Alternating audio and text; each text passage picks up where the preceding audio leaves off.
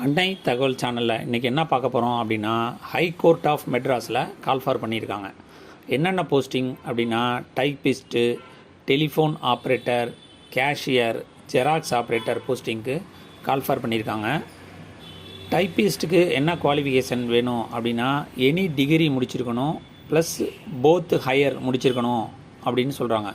Both higher means Tamil and இங்கிலீஷில் higher, டைப்ரைட்டிங்கில் higher pass பண்ணியிருக்கணும் அப்படிங்கிறாங்க. இதை தவிர ஆஃபீஸ் ஆட்டோமிஷனும் முடிச்சிருக்கணும் அப்படின்னு சொல்லியிருக்காங்க. Telephone operator, cashier and xerox ஆப்ரேட்டருக்கு எனி டிகிரி முடித்தவங்க விண்ணப்பிக்கலாம் அப்படின்னு சொல்லியிருக்காங்க. இதுக்கு வயது வரம்பு என்ன அப்படின்னு பார்த்தோன்னா, பிசி, எம்பிசி, எஸ்சி, எஸ்டிக்கு 18லேருந்து 37 வயசு இருக்கிறவங்க விண்ணப்பிக்கலாம் அப்படின்னு சொல்லியிருக்காங்க. அதர் கேட்டகரி, அதாவது ஜென்ரல் கேட்டகரி மற்றும் அதர் ஸ்டேட் பர்சன் அப்ளை பண்ணுறவங்க 18லேருந்து 32 வயசு இருக்கவங்க விண்ணப்பிக்கலாம் அப்படின்னு சொல்கிறாங்க. ஆல்ரெடி ஹைகோர்ட் ஆஃப் மெட்ராஸில் வேலை பார்த்துக்கிட்டு இருக்கவங்க சர்வீஸ் கேண்டிடேட்டுக்கு 18லேருந்து 47 வயசு இருக்கிறவங்க வரலும் விண்ணப்பிக்கலாம் அப்படின்னு சொல்லியிருக்காங்க.